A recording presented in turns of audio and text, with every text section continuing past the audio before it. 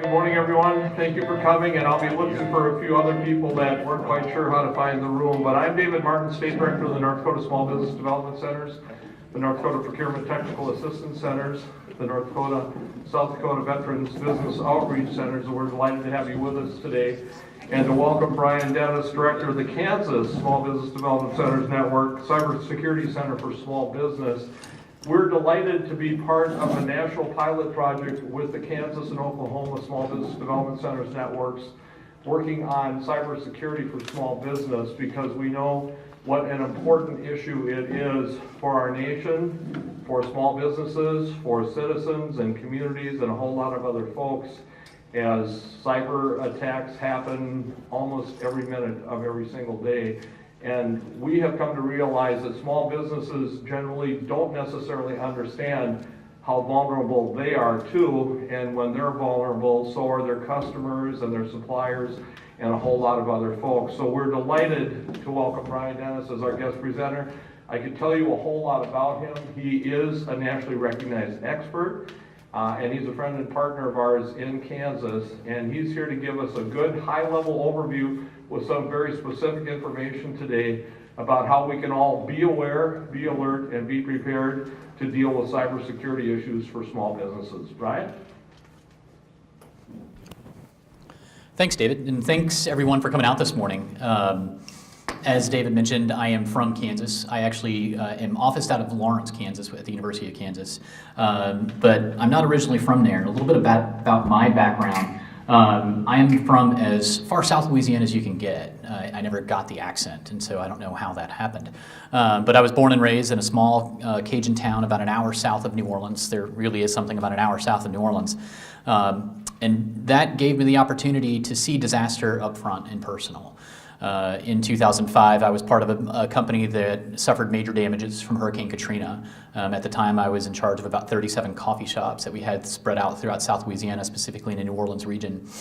We spent the next 2 years rebuilding, only to be turned around in 2008 and hit by Hurricane Gustav and Hurricanes Ike later that year. And I kind of make a joke about this, but it really is true. Just by putting yourselves in a room with me, you're putting yourselves at risk. I'm kind of a disaster magnet. You name it, I've been in it. Earthquakes, blizzards, forest fires. I kind of just find myself in these situations. I don't necessarily go looking for them. They more often find me. My bingo card is almost full. I think I need volcano to actually get the whole line across. But having experienced so much disaster and been a part of it, it's kind of made me a planner. And when I started talking to our Kansas Small Business Development Centers about what are we actively doing right now to help our business owners think about disaster and business interruptions, we weren't really doing that much. And as a whole, America's Small Business Development Centers across the country, it's something that's really on the back of our mind, but we're not doing a lot to talk about it. And so I went ahead and started looking at what options we have out there. And within the business world, there's a concept of business continuity. And so I'm a certified disaster recovery specialist with Disaster Recovery International. My certification is Associate Business Continuity Professional through them. And what I do is I help businesses plan for the worst. And so in business continuity planning, we talk a lot about disaster. But what we've started realizing is that cyber is as much of a disaster, if not more, than the natural disasters that a lot of our businesses face. I also have a Master's of Emergency Management and Homeland Security from Arizona State University. While there, my thesis was actually on cybersecurity as a disaster in small business. And so what we're realizing is that the implications of cyber are a major problem. You know, these numbers are old. And they're growing. In 2016, we knew that 43% of all attacks were going to be levied against small business. Today, that number is closer to 55%. Small businesses are the gateway to our larger organizations, whether that means partner businesses that they're working with and or the government. And so we understand that small businesses are under attack more than they ever have been before. Additionally, we know that 60% of businesses that are attacked within 6 months will shut their doors. For small businesses, that number just can't be sustained. We're not seeing any type of proactive adjustment within the small business community to make these changes, and so we've got to start doing something to start helping them. An average attack right now costs a small business $117,000. Small businesses are not prepared for those numbers. Nobody is sitting around with $117,000 to potentially help offset the concept of a breach. And that's one of those areas that we really want our businesses to start thinking about, is that there are opportunities to do a little bit of planning, to put in a little bit of change within your organization to make a positive effect within your business. And so the challenges that we're facing today, specifically, there's a lack of awareness. Our business owners, they know that cyber is a problem. All you have to do is look at the news and see that there are nation states actively waging a cyber war against each other all throughout the globe right now. And so they understand that cyber is a problem there. But they just don't understand the lack of the local threat, and specifically the threat that exists within their own businesses just from mistakes that they're making or just unfortunately poor behavior. And so what we need to do as a small business development center is really begin developing that awareness and start bringing our businesses into the conversation, which they've been left out for too long. We're having an increased scrutiny from liability and buyers. And so, one of the areas that our small businesses need to start thinking about is what they're doing to protect themselves today, specifically with their partnerships moving forward. For small businesses that potentially partner with much larger industries and or the government, the government and Fortune 500 and corporate America, they want to make sure that our businesses are protected. If we're going to be making a partnership that potentially could increase revenues for the next couple of years, we want to make sure that that can be sustained and that your business will be around to be a part of that.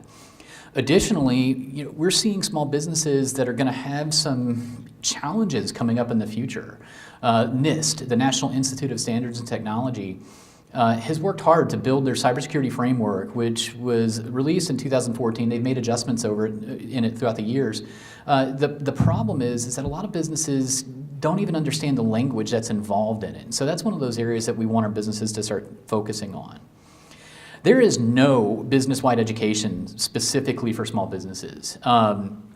The technical side of it absolutely is a problem and it's missing, but more importantly is the behavioral side. We are not educating our businesses today that there are simple physical changes that they can make within their businesses to protect themselves and to make them safer in this digital world. And so when we start talking to our small businesses, this conversation has to begin on the ground level and at a very, very low level of language. Our business owners have been working in their businesses for years, and our small business owners, 77,000 small businesses in North Dakota alone, they're not prepared to start having these very high-level cyber conversations. But if we begin this education process where we start introducing them to the language, they can begin then working with cybersecurity professionals in their regions to better prepare themselves. A lot of business owners believe that this is going to be a really expensive process. And absolutely, there's going to be a cost involved with preparing yourself and making yourself more cyber secure. But a lot of the time, some of these changes can be done at no cost at all.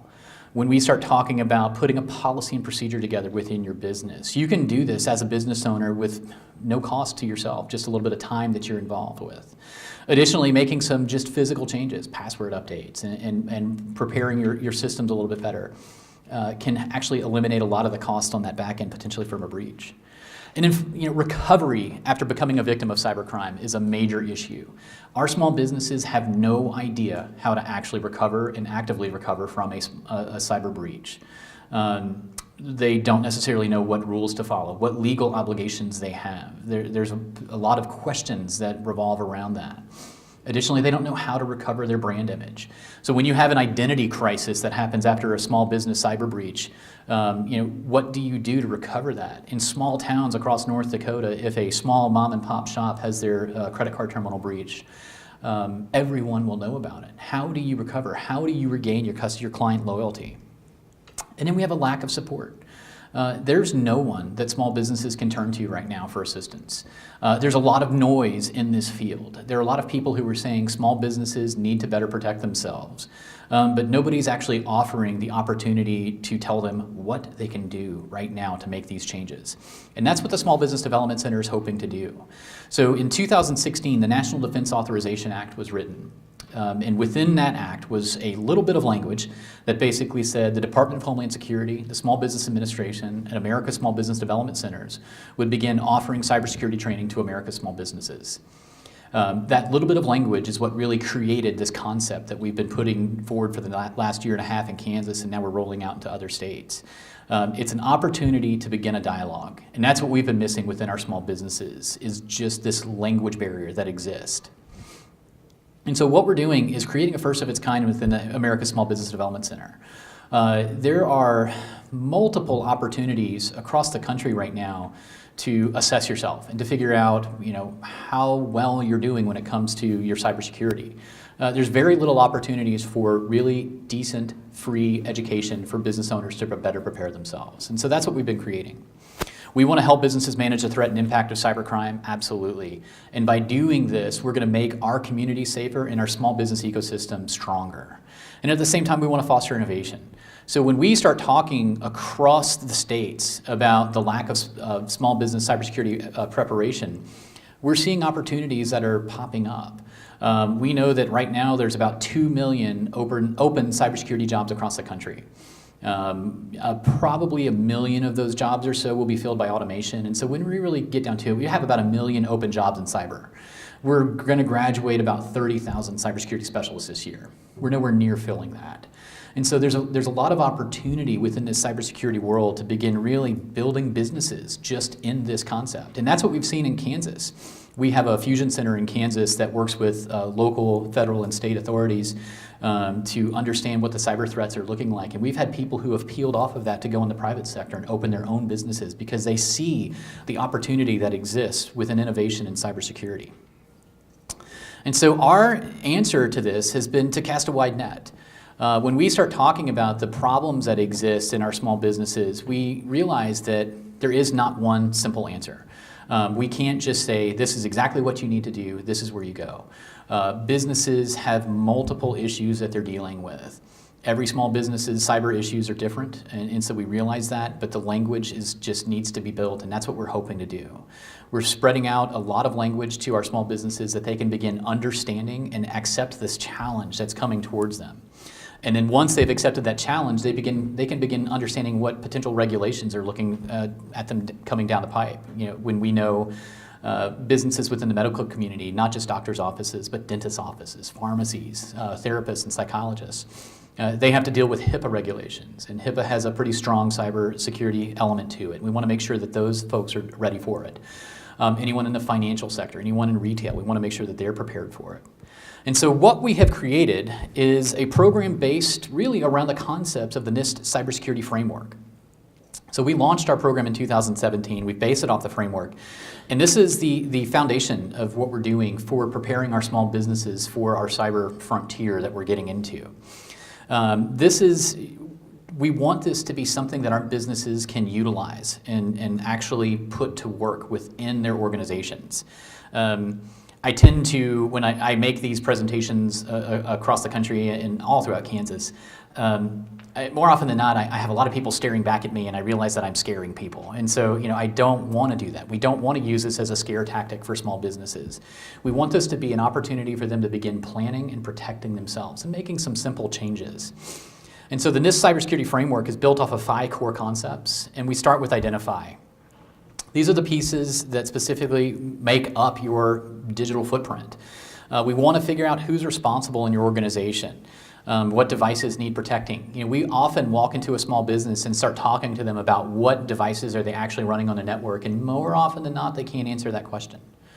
And so this is a problem that we have got to start dealing with, is understanding what you actually have within your system.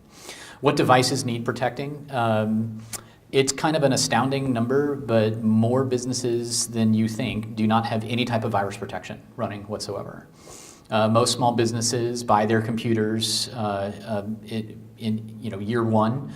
Within that first year, maybe second year, the virus protection that came with that computer will be gone, and they will not re-up their virus protection because they just don't see that as an expense that they need that day.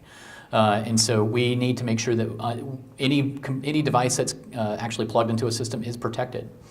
And in understanding what types of systems are not protected. We have a lot of folks in the medical field who are using software and hardware that still runs on Microsoft XP, which is not protected at all. And so there's a lot of potential hazards out there that we're trying to really get people aware of. understanding what operating systems are you using, and are you using operating systems that can actually be protected. And then most specifically, where are you storing your data? A lot of our small businesses believe that they don't have data that's worthy of theft, worthy of cybercrime, and they're wrong. Everybody holds some type of data that's important. And so what are you doing with that data? How are you storing it? And how long are you actually keeping it? And that's what we really want to focus on in this identify process. Moving into the protection side, understanding the protection side is kind of difficult for a lot of businesses. Our small businesses just don't think about this. And it's an unfortunate statistic, but it's true that most businesses that are attacked were unprepared simply because they just hadn't even put any planning into it. They don't know about firewalls. They don't know what they can do to actually protect themselves. The concept of encryption is lost. A lot of them are accessing files remotely from home, from open Wi-Fi spots where they shouldn't be. I travel quite a lot doing this, and one of the things that I do when I travel is I always look for open Wi-Fi networks. And so here today at this beautiful university, we're on an open Wi-Fi network, and I'm trusting that these folks here at this beautiful university have a safe network.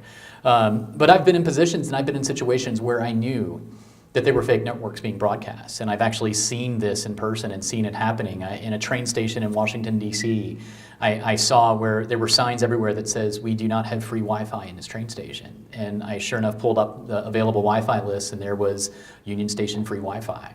I've been in Starbucks across the country where I recognized a fake network that was being broadcast. And so, when we have our small businesses accessing files remotely, potentially they're opening themselves up for damage. Usernames and passwords are a major issue.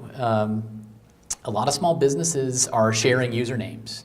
They're unwilling to pay for additional logins, and so they're sharing a lot of information, potentially with employees that come and go. With a transient population in some small businesses, that can be a big problem. We've seen that in some of the businesses that we work with, where an employee has left, but they retain the information for the logins, and we're able to get in and do a little damage after they've left the business. That is a cybercrime. It may not be exactly what you think of when we talk about cybercrime, but that is exactly what it is. And then passwords. The number one password, we all know it, it's still password. And that's one of those things that just, it blows my mind that we're still dealing with this, but we really are. And just not really going into password, we're not changing passwords nearly enough. I've worked with companies where I worked with a nonprofit just recently, and I asked, we went through the room and did a show of hands who had the longest password, and somebody was up to 13 years. They had the same password for their email address. And so that's just unacceptable. When we start talking about ways to protect yourselves, we want to start thinking about not just what you're doing within your business, but how are you training your employees? And so do you have a policy and procedure in place? That policy and procedure potentially could save you some headaches. If you are ever breached, you could come back and actually use that to say, this is what we were doing to protect ourselves. The detection piece, for most small businesses, they have no idea even where to start. Most cyber breaches are rolling around in a system for about 6 months before they're detected. And in small businesses, that's usually longer. The cyber breaches that have been, really made the big news in the last probably 6-7 years. Everybody remembers the Target hack. The Target hack was an HVAC repairman, and it was not Target that was actually actively hacked. It was an HVAC repairman system who then went and plugged into a Target air conditioner that was plugged into a Target store. He had no idea, no way to detect that he had been breached, and he didn't know. And he opened himself up to all of this, the damage that Target actually then took. And no one knows how to detect it. No one knows how to determine the impact. Specifically, how bad is this going to be for my business? We can't walk into a small business today and start, rattling off all of these opportunities to better protect themselves and better detect what's happening in their system, because they don't speak this language yet. Our 77,000 small businesses in North Dakota aren't ready, really, and let's be honest, they're just not prepared to start determining how to detect a breach. What we need to start doing is these first couple of categories of identify and protect, and really start focusing on that, and then we can roll into detection as we move forward. The concepts of responding, No one is ready for this. I think that this statistic is a little skewed, and I just don't buy it. But a recent a National Cybersecurity Alliance said that 54% of business owners claimed that they did not have a cybersecurity plan in place. And so that means that 46% do, which I just don't buy. I think that number is probably much, much higher. And so the concept of responding to a cyber breach is lost on small businesses. If they are breached, they have no idea where to start. They don't know what's the first thing to do. Whether that breach comes in the form of a ransomware, comes in the form of a business email attack, they just have no idea what to do. Most small businesses have no data backups. When we start talking to our business owners and really small businesses in remote parts of the country, we ask them, what's your data backup plan look like? Most of them are not backing up their data. If they are, their computer's doing it by default and they just didn't know it. And so the data that's being stored in systems across the country it's just not safe because there aren't copies of it. We're just not doing enough to prepare for it. Responding also requires forensics, actually figuring out how this happened. And right now, our country is woefully ready for this. We don't have the specialists out there who can come into a small business for a price that we can afford and start putting together a forensics concept. And so we can't do it in-house right now because we're not ready. And then nobody knows how to contain an event. I've seen ransomware attacks that have spread throughout a business and through a network, and some simple techniques at containing this event could have taken place, but they didn't know what to do. And so their entire network was affected. I've also seen small business ransomware attacks where they immediately recognized that an attack was happening and they ripped that computer off the network. And they were actually able to save, within about 60 seconds, they were able to save their system. And so there are some businesses out there that are just ready to respond and some that aren't. And more often than not, we are not ready. Then the recovery phase. From somebody who's been through a slew of disasters, recovery is always the hardest part to get through. When we start talking about recovering from this, it's even more difficult. Disasters are tangible. We see the effects of a business that's gone through a fire. We see the effects of a flood. In Kansas, we have tornadoes. In North Dakota, potentially you guys have blizzards that could potentially shut down a business for a couple of days. But a cybersecurity breach and recovering from that is much more difficult. When you have to tell your entire client list that you have been breached, and now potentially your information has been breached, your credit information potentially has issues, the recovery process is harder. You have now a tarnished image, whether you like it or not. That's what we've unfortunately associated with this concept. As a general public, we levy the shame and the blame onto the small business, whether it's expected or not. And so the recovery stage is really, really hard to get through this problem. When we start talking to our businesses about recovery, they don't understand that this is not just a couple of days and you'll be recovered. This potentially is years in rebuilding your brand, rebuilding your identity. And then also figuring out in this recovery stage what specialists you need to use. I know in Kansas, cybersecurity attorneys are few and far between. We really have about one attorney that really specializes in small business cybersecurity. And I know I asked the North Dakota SBDC team yesterday how many attorneys you guys have working specifically for small business cybersecurity, and we don't really know of any in North Dakota. Does anyone know of a small business attorney working specifically in cyber? See, we're seeing this happen in other states, but right now it's just not happening. Law schools across the country are really picking up on this as a target to push the legal field towards, and so we'll start seeing them coming out. But right now it's few and far between. And in finding that right, potentially investigator who can come in and help you recover and rebuild your image and rebuild your system after a breach is one of those major problems that we're just not dealing with. And so what we've created is an opportunity for businesses to begin the process. We are not, as SBDC consultants across the country, we're expected to help businesses along the entire business life cycle.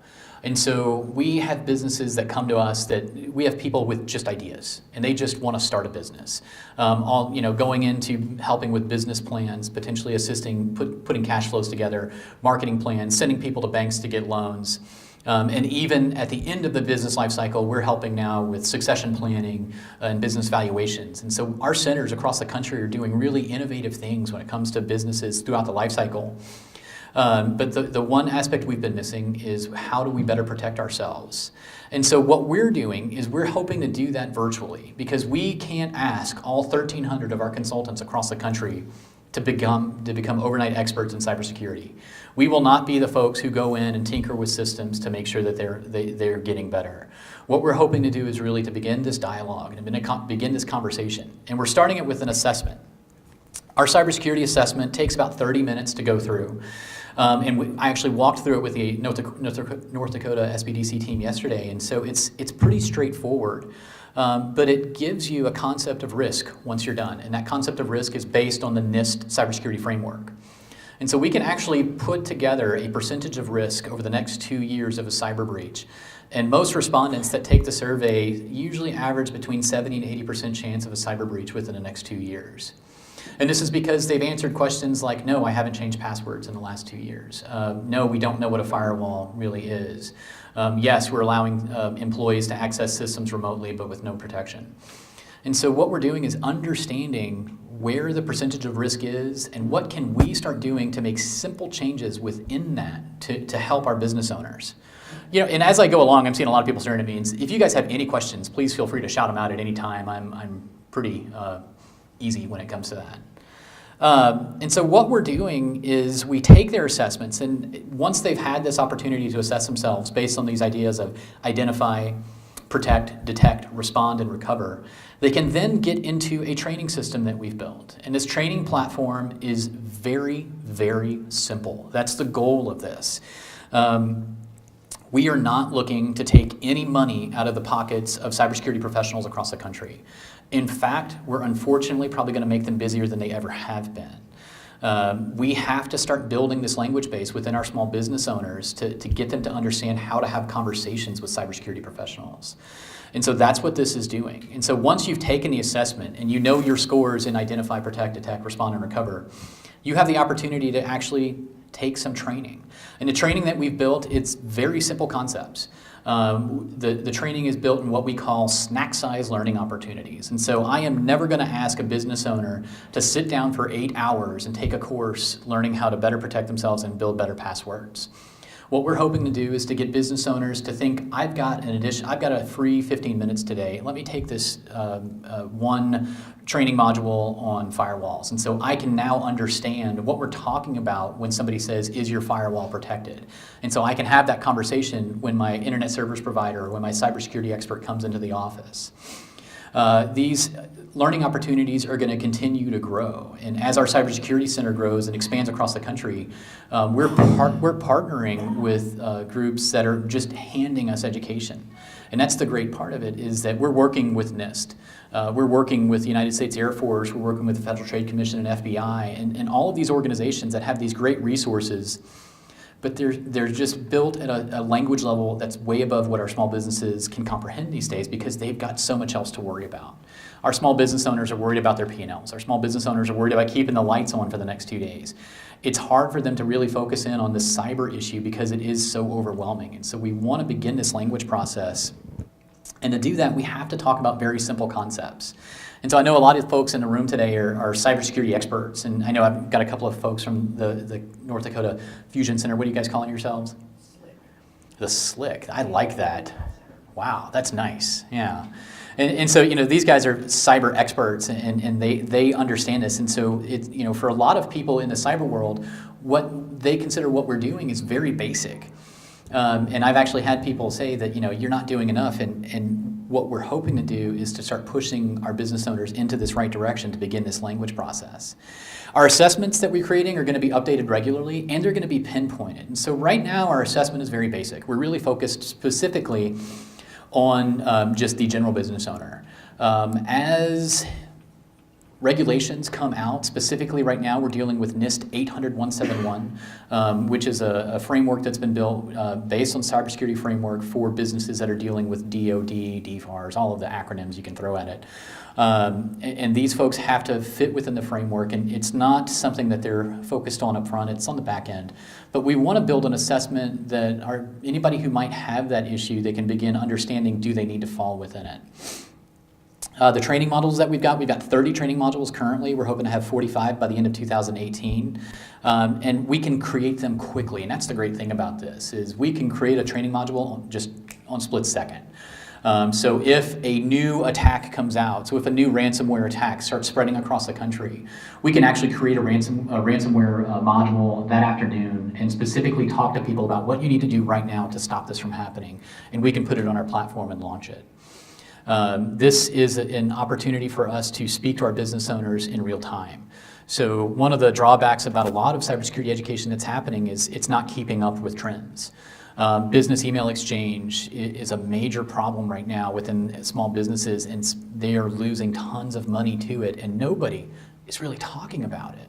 And so we've built a business email exchange training module, so folks can understand that there's a lot that has to happen and a lot that has to change within this. And so the client usage from the assessment, we track from we'll be tracking with a CRM, and it's going to allow us to create this virtual network that can really track changes as well. And so when we partner with North Dakota and Oklahoma, what we're hoping to do is show that we can make proactive change. And so this $117,000 average cost of a cyber breach in businesses, and it's 60% in 6 months that go out of business number, we really want to see that drop. And if we can actively show that there's a drop, we can push this across the country.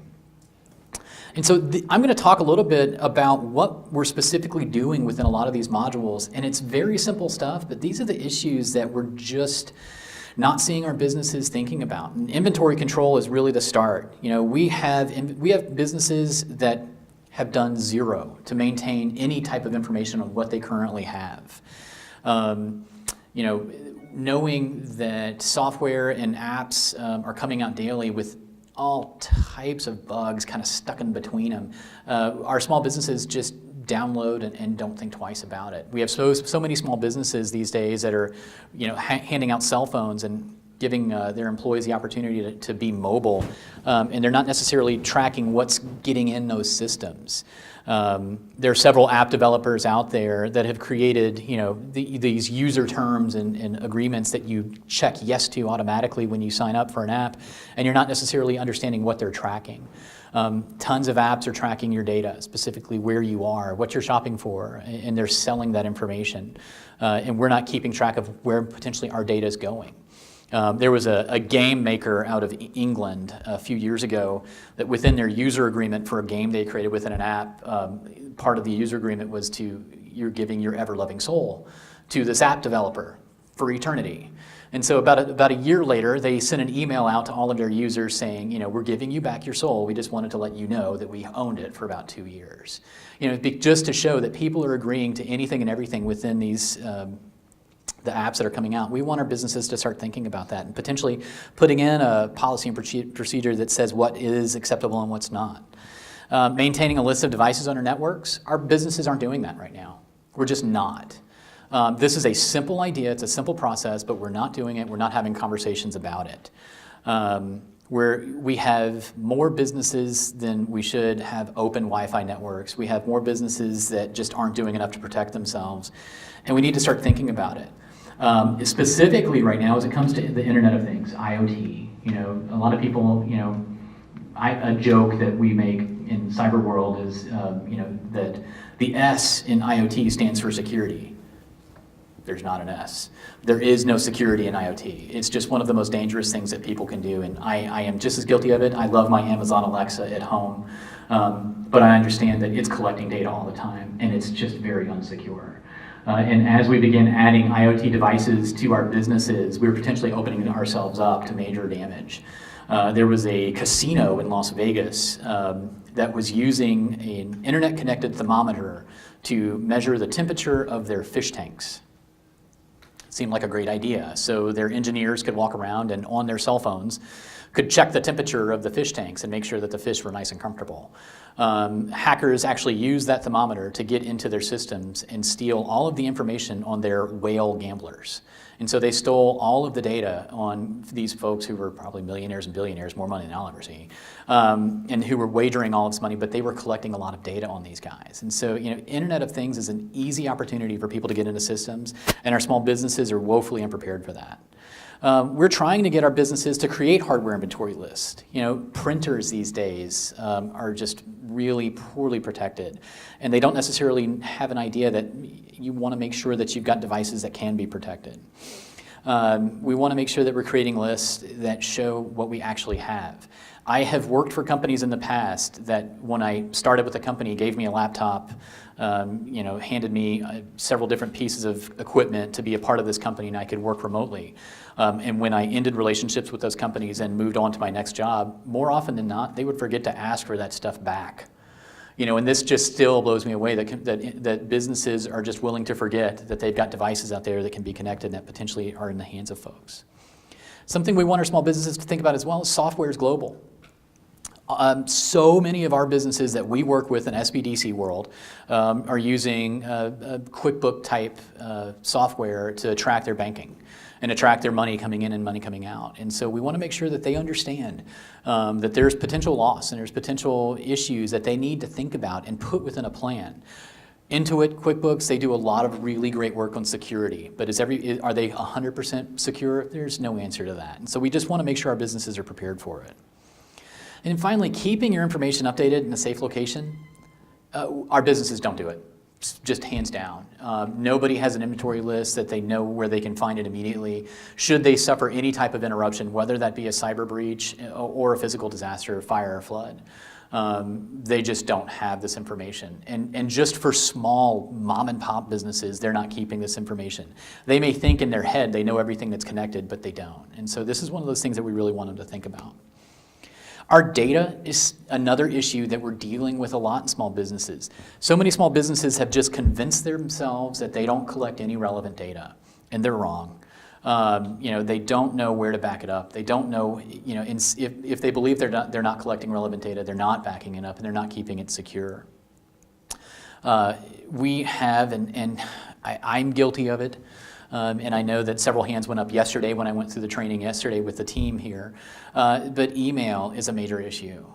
Email inboxes have emails from, I've been employed with the Kansas SBDC for 6 years now, and I know I have emails in my inbox from 6 years ago.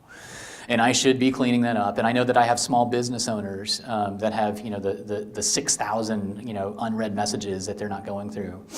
And they need to make sure that is there any information in this that potentially could be damaging should it get out, and are they protecting themselves enough? Apps that they've installed on their computers and mobile devices, what data is that collecting, and are you storing that data, or maybe unwittingly storing that data?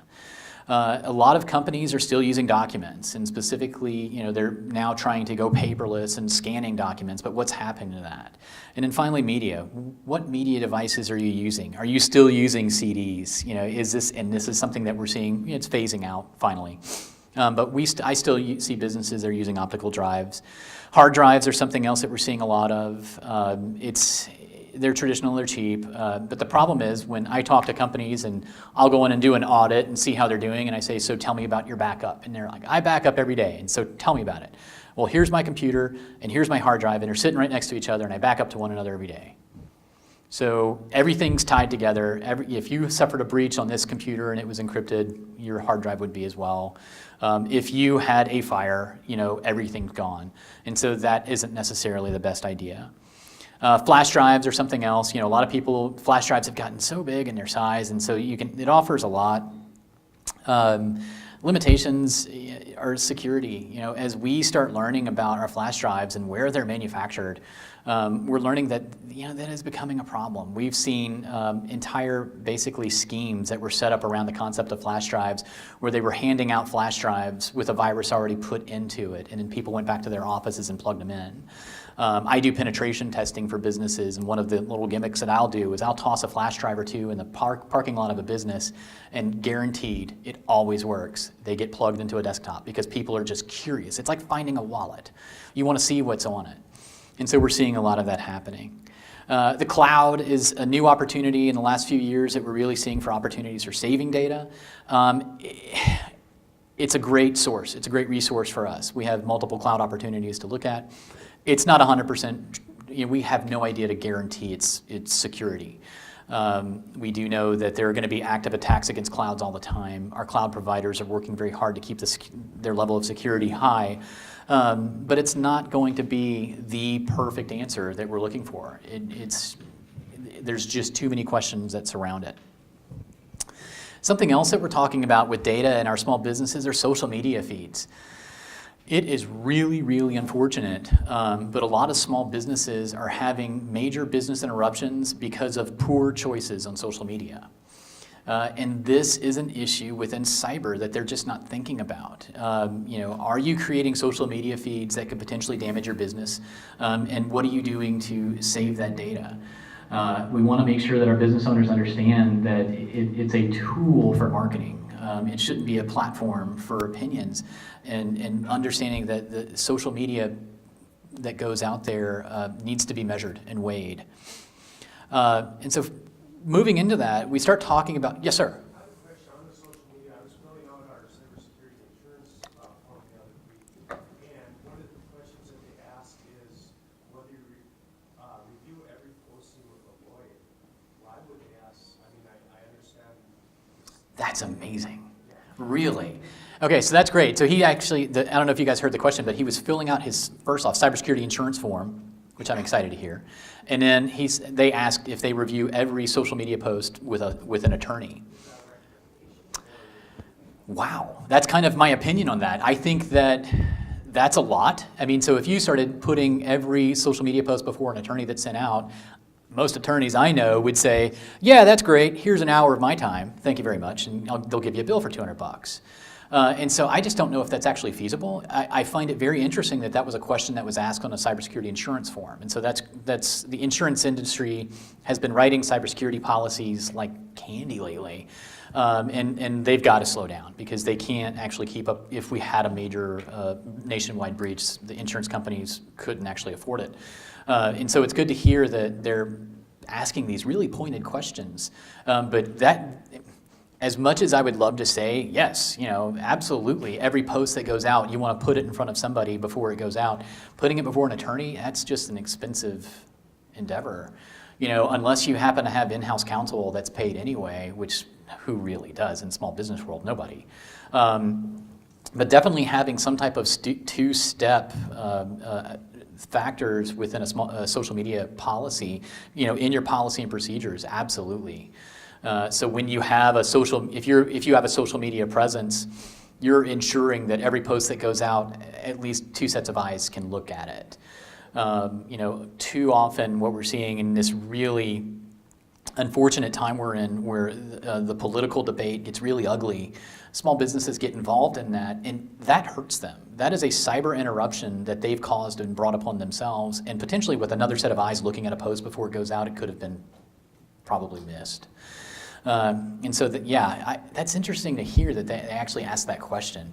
But it's something that's definitely worth value in the future.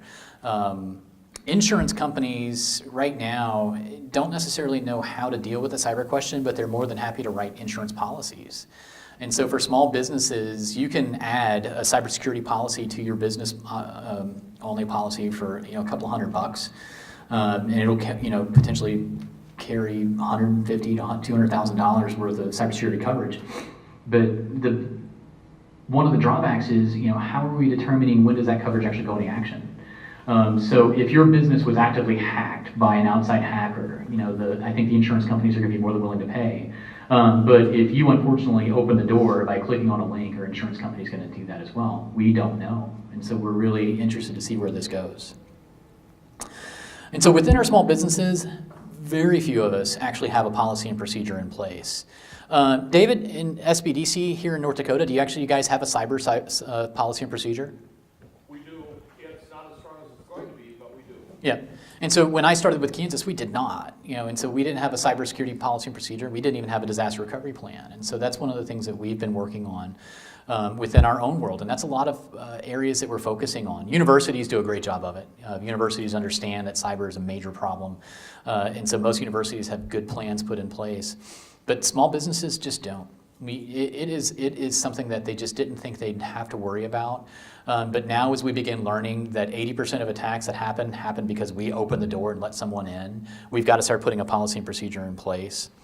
One of the things that we let our businesses know, especially in our modules, is that you can cheat on this. You do not have to sit down and write a plan from scratch. There are available templates out there. It's not too hard to find some, but they're not all perfect. And so what we suggest is, putting a plan together, potentially if you decide to use a template, but working with somebody to ensure that this plan is right for you. We want to make sure that companies that potentially have compliance issues are ready for that. And so if you're dealing with medical HIPAA stuff, there's a lot of hoops that you need to jump through to make sure that you're cyber secure. Additionally, businesses who are PCI compliant. I was talking to someone yesterday about being PCI compliant, payment card industry compliant, and more often than not, people will just check the box that says, yes, I am PCI compliant. And then I ask them, okay, what does that mean to you? And they have no idea. They just know that they're PCI compliant. They went on the website, they clicked yes to all the questions, and then they're magically PCI compliant, and that just isn't reality. And so we want our small businesses to start thinking about what they need to do to be compliant.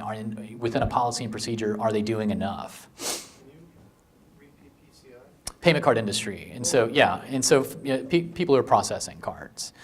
And so, a lot of the banks will do this for you, and you feel like you're magically protected, and honestly, you're not. And so we really want people to think about this.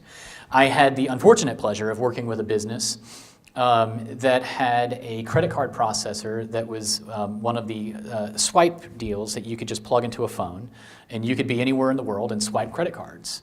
And she thought this thing was the best thing ever because they didn't charge her anything for her swipes, zero. And so most credit card processors charge between 2.4% all the way up to 4.6% per swipe, and she was getting charged nothing. And on top of that, it was collecting the entire credit card number, the CVV number on the back, the expiration date, name, and even address and phone number of the person whose card they were swiping.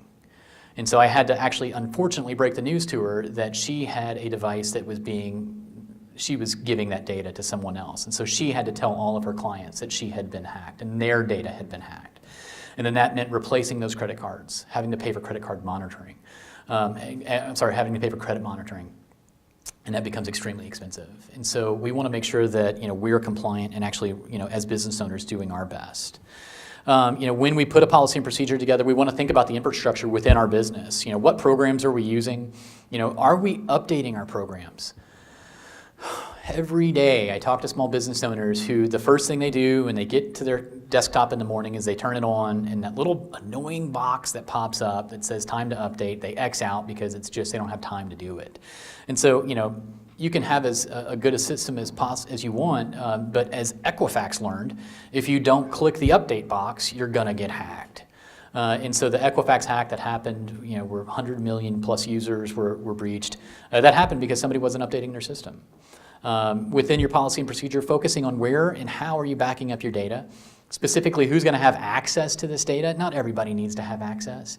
And in a small business, that can really be important. I talked yesterday about a business that I worked with that was a hairdresser. And so when you think about a hairdresser and what type of data is a hairdresser really carrying in a small business, it's really not that much. But one thing she was doing was she used a calendar system online to book all of her appointments. Well, she had an employee who they had a disagreement and she fired that employee. The employee still had access to her calendar system and went home and deleted every appointment for the next 6 months. This caused a huge amount of damage to her business. And in my opinion, this was as basic as you get a cyber attack. This was somebody using online technology to disrupt a business, and it worked. It basically put this lady out of business in a hair salon.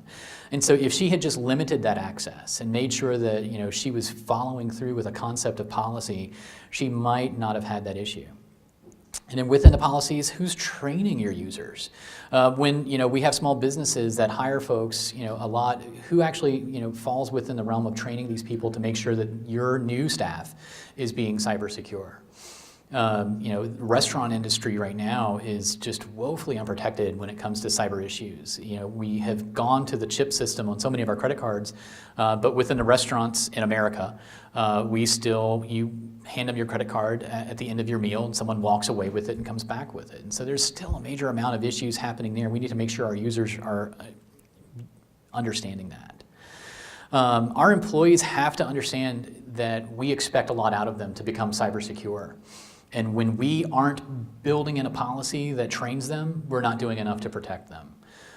It is our employees, it is ourselves that are opening these doors for attacks, for phishing attacks, for ransomware, for business email exchange. And it's ourselves that we're doing this damage, and we need to figure out a better way to do it. And so putting a policy and procedure in place about what is expected of employees can at least help stop a little bit of that frontline damage. And so but next we get to passwords. And this is just one of those things where my training module on passwords, I think it's 13 minutes long, and I think the first 12 minutes of it are me saying, change your password, change your password, change your password. Because this is one of those things that's just crazy. This is a colleague of mine said, passwords are like underwear. You don't let people see it, you should change it often, and you shouldn't share it with strangers. And this is so true, and it's still crazy that the passwords that we know are out there. The number one password is still password. Yeah. I walk through the halls of my Tier 1 research institute at University of Kansas in Lawrence, Kansas, and every once in a while I'll hear, and I've got really good hearing, which kind of freaks people out every now and then, but I can hear conversations, hey, what's the password for that system again? And somebody will shout it from across the hallway to another person. And so we are not doing enough in even high levels of areas to protect ourselves with our passwords. One of the major problems that we're dealing with right now, especially for small businesses, is how many different products we're using that require a password to get in. So many people use the exact same password for everything, and that's not a good idea. We see some people that are using the same password for their Facebook account that they're using for their bank account, that they're using for their email account, and it's just bad.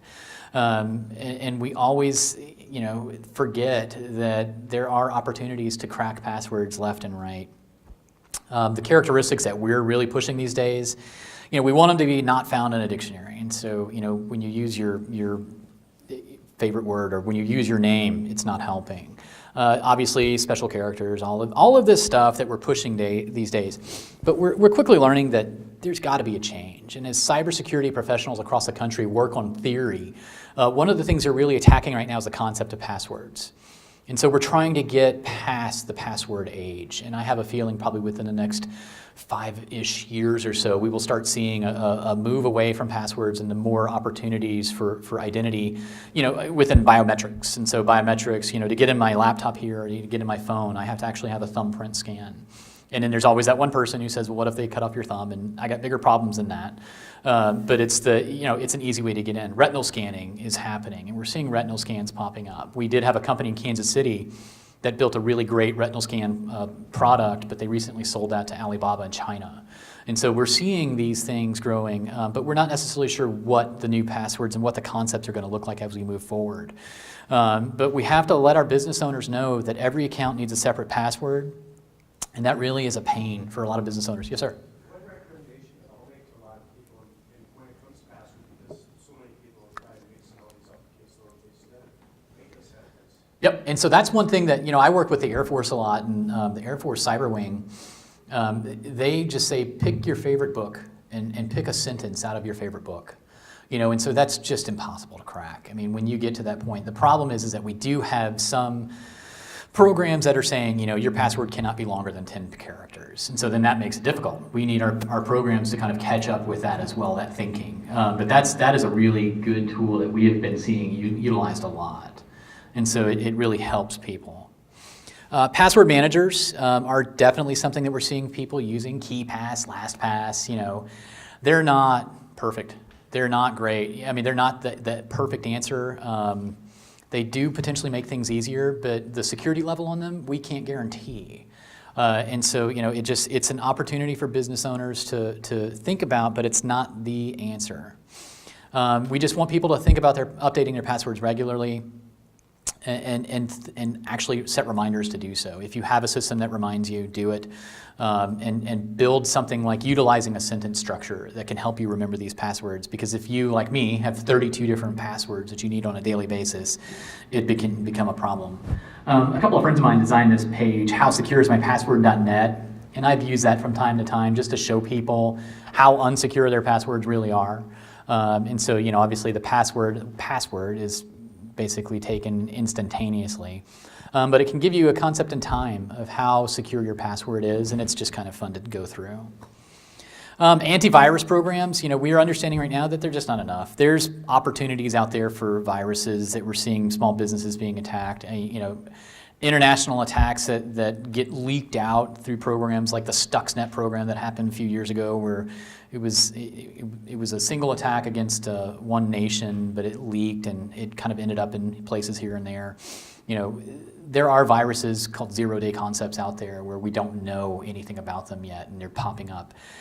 That doesn't necessarily mean that it's going to attack your small business, but it's something that we really want our businesses to think about. What we're talking today with our businesses is that you just have to have something. I worked with a nonprofit that was dealing with very sensitive data, and they were holding on to very sensitive data. And when I said, so what's your virus protection? They said they didn't have any, because they figured, if somebody wants to get in, they're going to get in. And that's just not the approach to take. We have so many viruses and bugs that are already rolling around all of our systems. Just having a simple virus protection in place can help you be prepared. We want our businesses to actually start putting this on their P&Ls. So many of our businesses have not budgeted for cybersecurity, even if they're running the most basic virus protection out there for $50 a year, they're not paying for it, And we've got to start budgeting for it, and we've got to start updating these things. As business owners and as small businesses, it just too often you click the box to go away, and every time you do that, you're putting yourself at risk. And so something we talk to our businesses about in the theory of viruses, are you making yourself a target? Social media has been a great way to make yourself a target. And so when we have our small businesses out there who are actively engaging in aggressive behavior on social media, we're seeing this as a problem. And so we have businesses that are just actively and unwittingly making themselves targets, and they don't necessarily have to. And so picking a virus protection for our small businesses, they don't necessarily know how to do this either. Some small businesses just assume, well, I can just, go buy the cheapest thing out there and that will protect me. But does it really do enough? More often than not, the answer is no. We need to make sure that our protection is covering your entire system. That it can be audited should a breach occur. And a lot of these really cheap virus protections can't be audited easily. Are they providing mobile coverage? And so if you're giving phones or mobile devices, tablets to your employees, are those devices protected? Is it offering a firewall? Our small businesses, they haven't thought about this. And so in our training modules, we're actively talking about this as a problem, about what can you do to better protect yourself. And so getting past virus protection, we need to start talking about our behavior. The users are 80% of the problem within cybersecurity. Cybersecurity experts that I talk to across the country, when we say if there weren't humans involved, there wouldn't be a cybersecurity problem. It really is that easy. We're the ones who are opening the doors. This is not an easy process. We have a major problem, and that is us. Business email exchange is becoming a brand new threat, and it's costing us lots and lots and lots of money right now.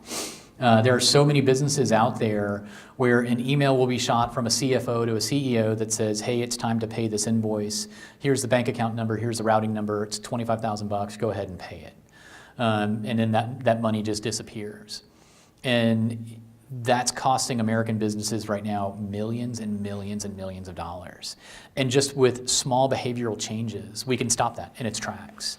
With the Equifax hack that happened a couple of years ago, a lot of really good data was released. And so we're seeing very aggressive business email exchange attacks coming where they know a lot of personal information about you, and they're getting it from this data that's been flowing into the system for a while.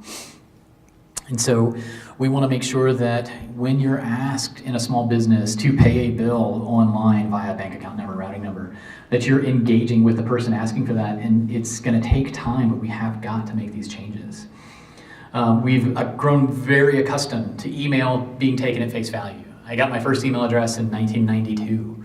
And you know, I understand that there's spam that comes through, but if I get an email from my twin brother, which I've actually got an email from my twin brother that said he was in a jail in Lima, Peru, and it listed his kids' names, and it said if he didn't get this money immediately, he was going to be, you know, sentenced to whatever time and end up having to spend the rest of his life in Lima, Peru. But I'm very close with my twin brother, and I just called him and said, what are you doing in Peru? And he wasn't there. But there are people falling for this every day. And so we've grown accustomed to taking an email at face value. And while some of us would say, absolutely not, this is a scam, I'm not going to pay it, there are people out there that just don't know enough, and we really need to make that education and let people know that it's time to begin not taking every email at face value. We have to start thinking about it. And then at home, so many of us are working from home on systems that aren't safe. You know, we can put in virus protection all we want in our business systems and make sure that we're well protected.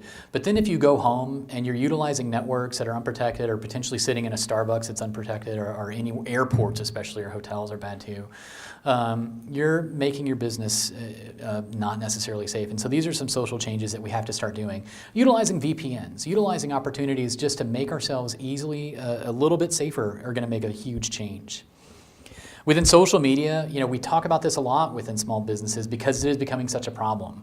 650,000 right now is the estimated number, because Facebook won't release everything. But we estimate that Facebook on a daily basis is hacked 650,000 times. You know, for a couple of billion users, it's probably not a very bad number, but it's still a lot. And as we look at like what happened in the last couple of weeks with Facebook, you know, they have major issues. A few years ago, Twitter was actually brought up before the FTC because a whistleblower at Twitter had released the information on their admin controls. And this was, I think it was 2015. And in 2015, the admin controls to get into Twitter and basically to have access to the entire system and get any data you wanted to, the username was admin, and the password was password. This was 2015. You know, and so social media isn't a really safe model to use, but it's a tool that so many of our small businesses are using, and they have to use, because it is a really great way to get messages across to the masses. But we need to make sure we're using it safely. We have to understand that there are drawbacks to this new great marketing tool that so many of us have decided to take in. We're seeing that specifically in our businesses, there's just obviously what I've been talking about all day is this low awareness, but specifically there's a lack of motivation to practice good cybersecurity. When we start talking about cybersecurity behavior changes, a lot of people just don't want to make them because it does involve social and just changes that we've grown accustomed to not having to worry about. But we're just missing a lot of these simple change opportunities because the knowledge level isn't there and we haven't trained our businesses on it. And so that's what we're doing as SBDC consultants. We have to change from within and we have to start from the top, and that's another thing that we're focused on. I want small businesses across the country to get into our portal and to take the training opportunities that we're developing, but I don't want it to stop at the business owner. You know, the training that we've developed is for anyone, and so if they want to send their employees to take this training, we want them to do that because it's an opportunity for everyone to learn. And we want to make sure that they know negativity doesn't influence here. We've seen this time and time again where somebody unfortunately caused a breach within their system and the employer's option was, well, I'm just going to fire that person and that ends that. It doesn't make anything different. You're still going to have those problems. Yeah, absolutely it makes it worse. It makes people fearful. And so now we have to start thinking about what happened. You know, if you've been breached, you know, what are the steps? In 2000, I want to say it was 2008, Robert Mueller, who was then head of the FBI, said that there are two types of businesses, those that have been hacked and those that will be hacked. And the FBI changed this sentence a few years ago to say that there are two types of businesses, those that have been hacked and those that don't know they've been hacked. You know, basically every business out there has suffered some sort of breach and we're just not aware of it. There are all kinds of bugs rolling around in so many systems across the country. Some will never wake up and do anything, some will. And we just have to start understanding that we have a level of security problems that we just haven't dealt with. And so we need to start thinking about what questions are we asking specifically. You know, what data and what information do you have that hackers could want for any reason? You know, the smallest amount of data is important to people out there. You know, you can sell data on the black market right now.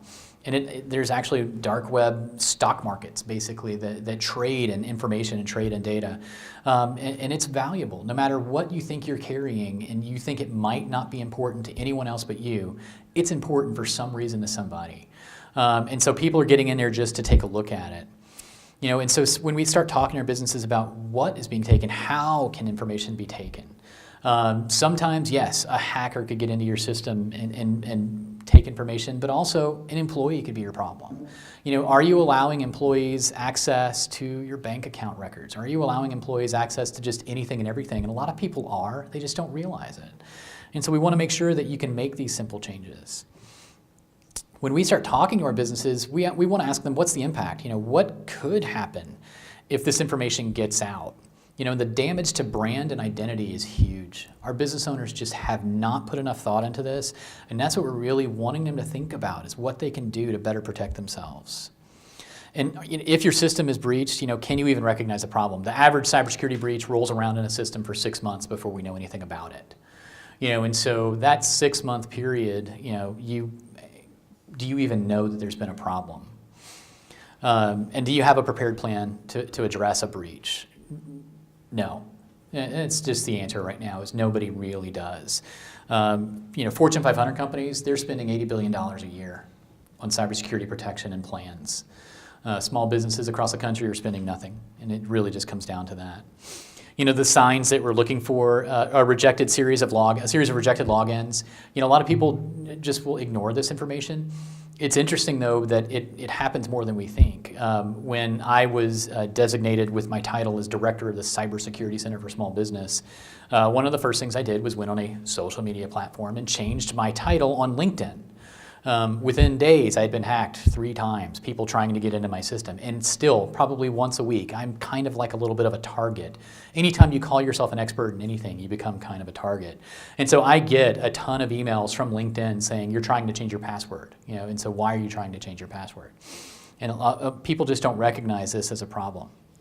My LinkedIn password is very strong. You know, people who have firewalls might not notice that things are happening in their firewalls that shouldn't be. New devices showing up on networks, and so doing network scans, they're just not aware of how to do it. You know, if your internet is really slow, a lot of the times people will just blame it on their internet service provider. Or potentially they'll blame it on some other issue, and they might not realize that it potentially is somebody rolling around in their system.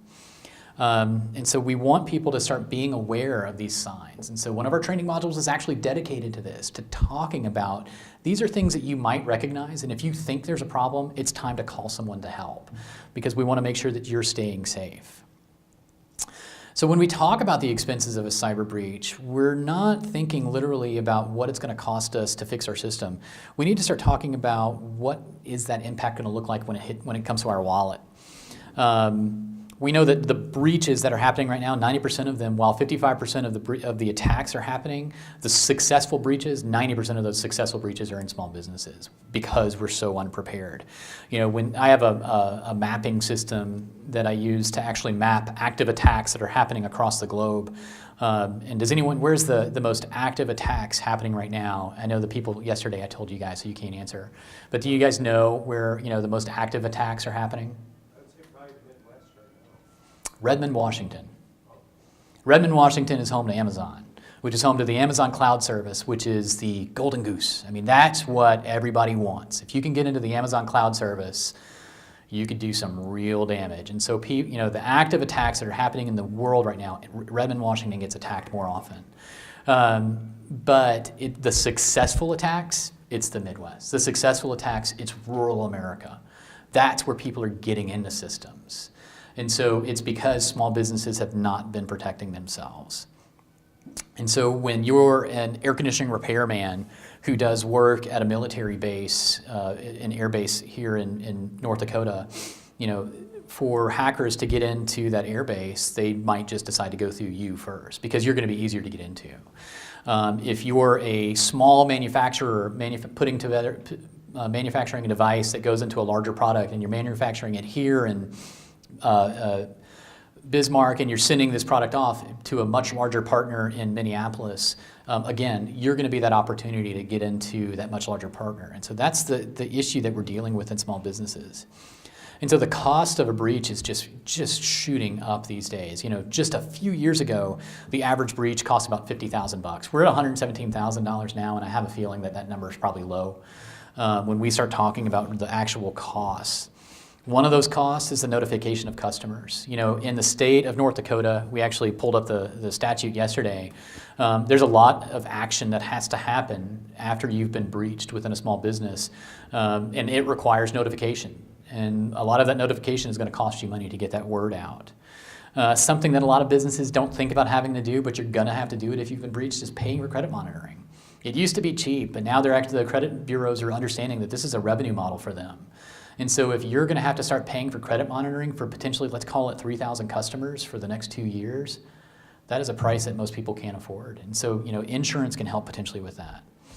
The liability for fraud in small businesses, it's going to fall on you. If your information is breached, you have to be the one who actually stops it and begins talking about it, and that is going to cost you time and money. Credit card replacement expenses are growing. We're up to $10 right now per card for some banks.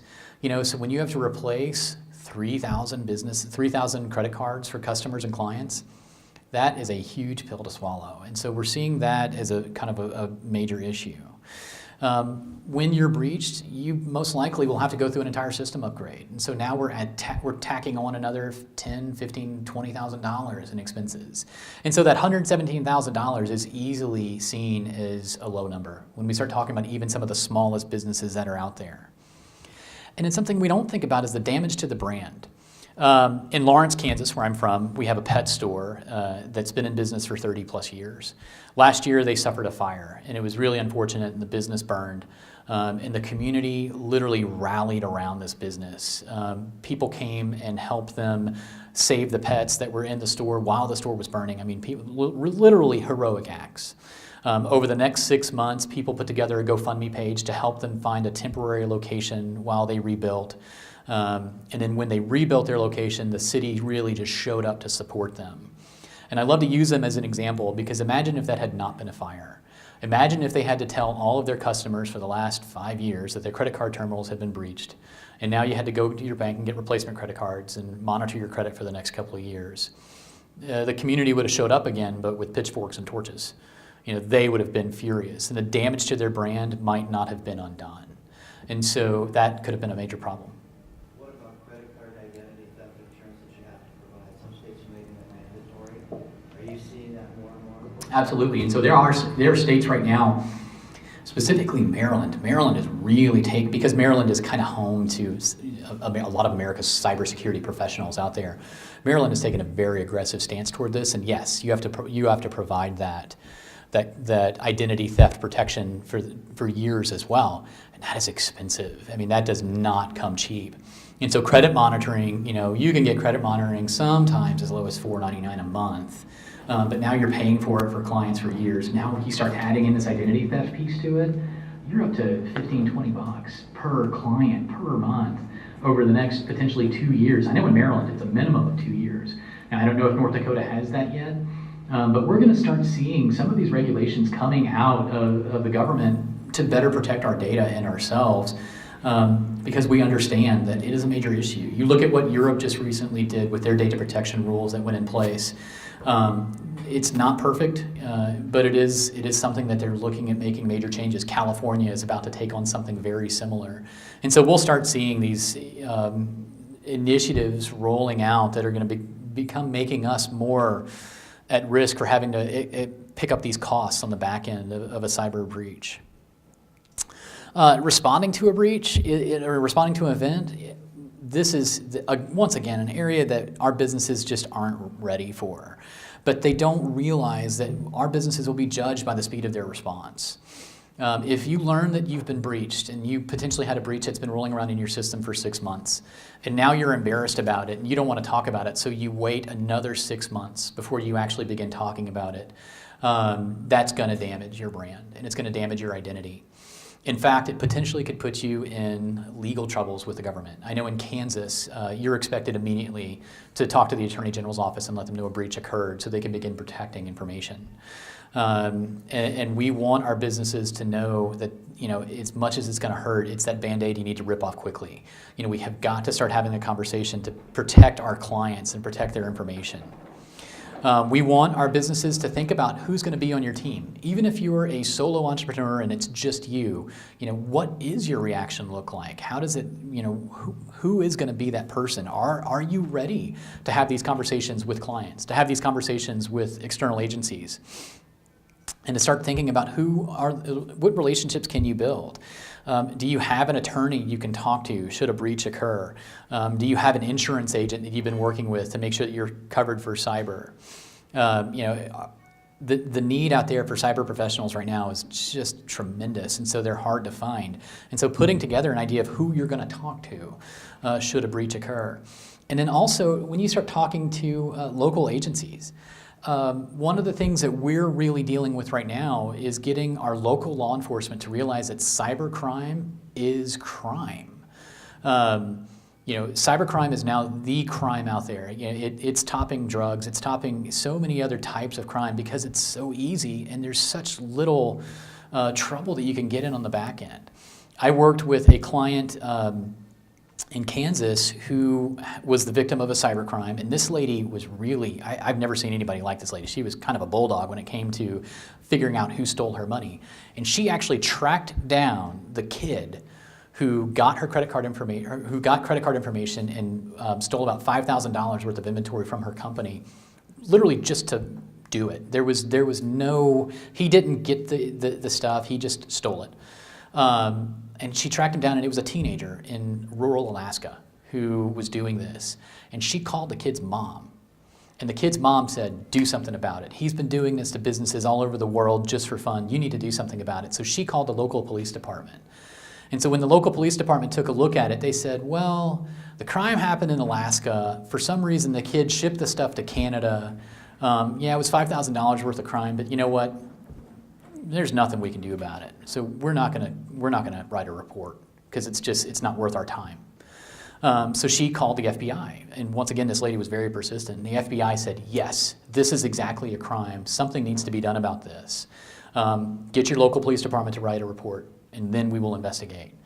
She went back to the local PD, and they said again, we don't have detectives to put on this. We don't have the time to investigate, and so it's not a crime. And so we need our exterior relationships, and we need our businesses to start saying that every time you've been breached, and I don't care if it was for $5,000 or $50, it's a crime. And this is something that we need to make changes into. And so we've got to start securing our systems. We've got to put policies in place that do that. And we need to figure out how to conduct a thorough investigation if a breach occurs. And so when we talk about an investigation, how does this work? We're going to need to find a team of people that can help us with this. And working with your local SBDCs, we can probably determine at least some professionals in a region who can help. And in North Dakota, we're a pretty rural state here. And so that is going to be few and far between. And so we potentially are going to start throwing lots of business towards some of these cyber professionals, and we need to make sure they're prepared for it as we move forward. We have to figure out if laws are broken. Again, cybercrime is a crime, and we need to make sure that these laws are actually being followed. And we have to document every action and every finding. It's easy for large corporations to get away with a lot of, unfortunately, bad acting during a cyber breach. The regulations that are put on them as far as reporting breaches, they kind of have a lot of leeway in what they really talk about. So when we know about what we actually know about the Equifax hack, it's probably multitudes less than what truly happened. But they kind of have a little bit of a leeway with this. But if you're a small town pharmacy and your information is stolen, you're on the hook for a lot of different people. We want to make sure that you've documented everything in the process to follow through. Public relations is a major problem within our small businesses. We have an entire module within our program to talk about this. Because not just dealing with the press. So if you're in a small town in North Dakota, is the local newspaper going to call and ask about the breach? Probably so. But you'll have a lot of angry clients and customers who will as well. And so you need to know what you're supposed to say when they call. And when you get angry and start yelling at customers, it does nothing to help your brand. And so we want to know how to talk about this. One of the things that we've done in Kansas is worked with some electric co-ops. And we actually hired teams of journalism students to go out and kind of ambush some of the CEOs of these electric co-ops and say, your company's just been breached in a major cyber attack. What's your next plan of action? And every time we did this, the answer that they got was, they didn't know. And so managing this public image is something that we have to start thinking about, and kind of building in a predetermined answer is going to be a really good opportunity. And so then we want to start talking about what we can do to bring companies back. As part of a team on the ground after Hurricane Katrina, I spent 2 years rebuilding a company that had basically been devastated. And that was a process for us that was more physical in nature, but it really is a lot of the same processes that we go through. Communication is so important. And so, letting your clients know what happened, letting your employees know what happened, making sure that this information is getting out and you're sharing what needs to be shared. There's obviously going to be relevant information that you need to hold close to the vest, but talking to the people that need to know it is going to be extremely important. If you have business relations with companies that expect information out of you, you need to make sure that they know about it and you're communicating this potential problem. Because if it's a problem for you, it could be a problem for them. It could be a problem for their partners as well. And so they want to make sure everyone's involved. Understanding that the general public's going to be interested in this. A cyber breach is something that people read about. It's interesting. It makes news. People pay attention to this. And so if you're the root cause of a major cyber breach, you need to be prepared that the general public's going to have questions, even if these are people who have never been clients of yours. And so understanding how you communicate the process through that. Talking to your insurers. A lot of people just haven't had the opportunity yet to get a cyber insurance policy, but they're out there and they're available. And the insurance companies right now are more than happy to write them. I have a feeling that they're going to start looking at opportunities to slow some of this down over the next couple of years, specifically when we see things coming out like the cybersecurity framework, which is right now currently being rewritten for small businesses. I think the insurance industry is really going to be interested to see how they potentially can take that cybersecurity framework and put it into a concept of a policy to make sure that they're just not having to pay out time and time again. And this is one of the things we want to make sure that our businesses are ready for. And then also knowing that filing insurance claims is not easy. If you have a cyber breach, we don't know specifically what that's going to look like within getting that insurance coverage paid out. We want people to start learning. When we talk to our business owners, there's multiple opportunities to see people who have been breached and to see what they did right and what they did wrong. Pay attention to these mistakes that were made. Pay attention to the mistakes that you've made. And what can you do to put in concepts within your policy and procedures to better protect yourself, to make sure that your response can be sped up by learning from the mistakes of others. Double-checking backups is extremely important. When we talk to our business owners, once again, most of them aren't backing up. And if they are backing up, they're backing up to the computer and in the server that's underneath it. And that's not good enough. And so if you're going to have to rebuild your entire company after a cyber breach where potentially everything's been encrypted, if you now have to deal with an encrypted server because it was tethered to your network that's sitting right under your desk, that does no good to anyone. And so making sure that you're keeping backups in a position where you've got the 3-2-1 concept. You're backing up in 3 different places, you have 2 separate locations, and you've got 1 physical copy. I mean, there's a lot of opportunities in there for backing up and making sure that you're ready. And when you're breached, looking at your business model, something happened to cause a breach. More often than not, it's something that someone, either yourself or someone in your office, did to cause this breach. How did it happen? Figuring that out. What happened that went right, and how do you prevent it from happening again? Once a company has been breached, you really kind of become an open target. And so potentially if you have suffered a breach and you're talking about this, you might be the target for another one right down the road because they think you're an easy picking. And so we want to make sure that it doesn't happen again and again and again. And so when we start talking about our cybersecurity tips for our businesses, we really push through 10 simple concepts that we want them to think about. Obviously, protecting against viruses, spyware, and other malicious code. Virus protection is so easy to get. We want people to do it. It's just a simple process. Our business owners aren't doing it, and we've got to have that conversation. Securing your networks, making sure that your Wi-Fi, if you have Wi-Fi in your office, is actually protected. And understanding that if you bought an off-the-shelf wireless router that you're using in your business, most likely there's an admin password for that router that's floating around on the internet somewhere, and I can grab pretty easily and get a hold of your network. And so we want to make sure that people are doing that. Establishing practices and policies. The policy and procedure concept within small business doesn't exist. And so we can make easy changes and hopefully help stop the threat that's occurring. Educating employees about cyber threats. Our employees don't know enough right now. They know that the threat exists, but are they actually practicing good behavior to make sure that they are not part of the problem? Absolutely not. Passwords. I can't say enough about passwords. It is the easiest thing to fix right now, and nobody's doing it. And so we need to make sure that we're doing something. Employing best practices on payment cards. Understanding that not every payment card system is the same, and sometimes you might have to pay a little bit more for better protection. Again, that payment card processor that I was talking about earlier, where they were collecting all of the data and not charging anything, there's a problem there. So that should have been giant red flags that were going up that this person just didn't see. Backing up all important business data. This is something that just no one's doing, and it's an easily controlled fix. Controlling physical access to computers and networks. This is a major problem within our businesses right now. So kind of a little side business that I do is I do auditing for businesses, and I'll go in and just do simple audits and see how secure their systems are. And one of my big areas that I work with are doctors' offices. Doctors' offices have to really be cyber secure when we talk about HIPAA regulations. And more often than not, I can walk into an office kind of dressed like this. I'll throw in a name tag that makes me look like a pharmacy rep or something. And I'll just walk in, they'll let me in, and I can probably sit down at 2 or 3 doctors' terminals and start pulling patient records. And it happens every single time. And so that physical access, people just aren't thinking about. They'll walk away from a computer terminal and leave it open, and who knows who has access to your business and who has access to your terminal right then and there. So does that mean employees potentially are getting in and taking information? Absolutely, and it's just something that we can control and make a simple change.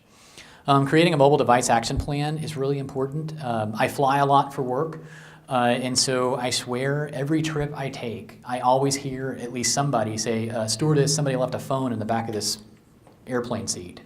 And so when you have a phone that basically has your entire business on it, and you lose it, it gets stolen, it ends up somewhere. What are you doing to replace that information? What are you doing to back that up? And we're seeing a lot of people who are having to deal with that all the time.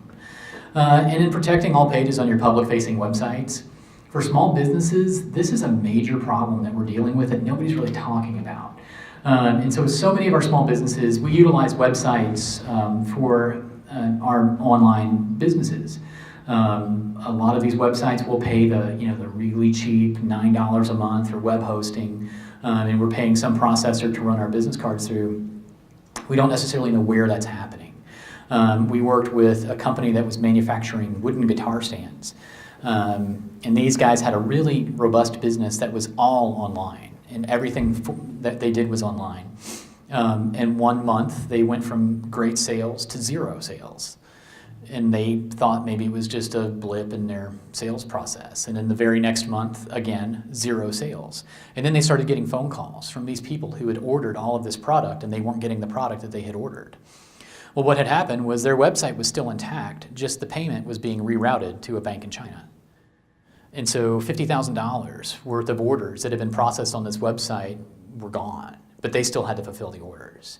And so these guys were lucky, they were able to recover. But we're seeing this happen to small businesses all the time across the country right now. They're just not thinking and they're not paying enough attention to their public-facing websites, and they're losing sales because of it. And so when we educate our small business owners to start doing just simple checks to make sure that these websites are flowing correctly like they should, it can save tons of money on this back end for our businesses.